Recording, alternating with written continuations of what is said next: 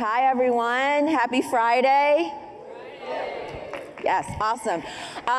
When I found out that I was following Mike Montague, who was talking about guts and humor on a Friday on St. Patrick's Day, I was a little nervous, right? Not to say the least, because I am the DEI lady, as some people like to refer to me, and sometimes they think of that as equivalent to like the Grim Reaper, right? So I want to promise you that you're going to be able to take the next step from this conversation and you will feel motivated. So I want to start with a quick story. About years ago, I was an avid runner. I would run about 10 miles a day, every day, right? And I remember it like yesterday. It was yesterday. The minute my feet hit the pavement, my body would start aching. I'd be out of breath. And then this inner dialogue would start.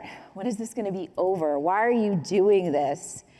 Like, why don't you just quit right now? So you're probably wondering how the heck I managed to run 10 miles a day under those circumstances. Well, it's because by the 5th mile, we'll say, a surge of energy would run through my body, right? Endorphins, dopamine, whatever you want to call it. And I would feel invincible, like I could run forever. But it wasn't the only time, like when I was running on that concrete pavement, wasn't the only time that I experienced a figurative or literal 10-miler. See, I also experienced it in my career.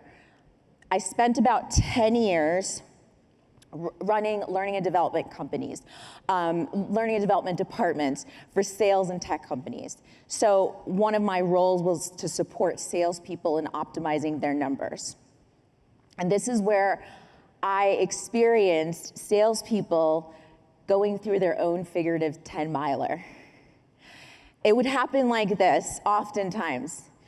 A salesperson would join my orientation, they'd be like, yeah, Martine, I'm super excited, I'm gonna hit my numbers, I'm ready to go, and they would have so much enthusiasm.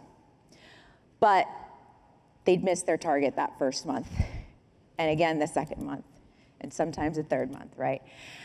And it was painful to watch, brutal to watch even. But eventually they'd hit their stride, and then they'd hit their numbers.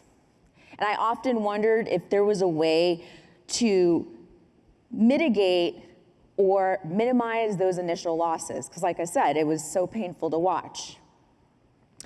And one of the things that I learned or considered over the years was that as salespeople in this room, one of our goals is to drive and identify leads, to get more leads. And one of the ways that we can do that is by accessing new channels, accessing new markets, tapping into markets that we didn't even know existed, and attracting those markets to become buyers, right? And that's one of the things that diversity, equity, and inclusion, also known as DEI, can do for us. It can allow us to identify the markets that we didn't even know existed, figure out ways to build those relationships with those markets, and find ways to retain those markets. And so what I challenge, or actually what I'm inviting all of us to consider doing today, is applying DEI into our sales playbook, perhaps even making it a DEI playbook. So that way, we can see the impact it has on our numbers, and then we can hit our stride sooner in our 10-miler. And so I do understand that this is an interesting concept, and on a Friday, it's kind of a complicated concept to think about. So I want to unpack it a little bit, and I want to go through three phases that we can all consider as we're trying to figure out how exactly we can go about doing this. And so the three concepts, or the three phases that I want to walk us through, and as Mike said, the white slides are always picture worthy, right? So the first is understanding what DEI is and isn't according to our sales playbook, right? Secondly is understanding this concept of inclusive selling and how it can support us to generate revenue and impact our commissions. And the third and last phase that we're going to go through is steps to implement DEI in our workplace and everywhere around us with our prospects. So I want to start with the first phase, what DEI is. So in case you don't know already, DEI is here to stay, whether we're ready for it or not. So as long as we are in an economy or society that is focused on the bottom line, on money, right, and which we are, and as long as organizations and companies are trying to, at this time, be recession-proof, there's going to be more emphasis and more of a need to outsource beyond the confines of the US, right? So what we can expect is our sales operations teams, our customer service teams to start to sound even more different than what we're used to. More different and sounding like having their accents might sound different than the traditional American English accent that many of us might be accustomed to. So here's an example.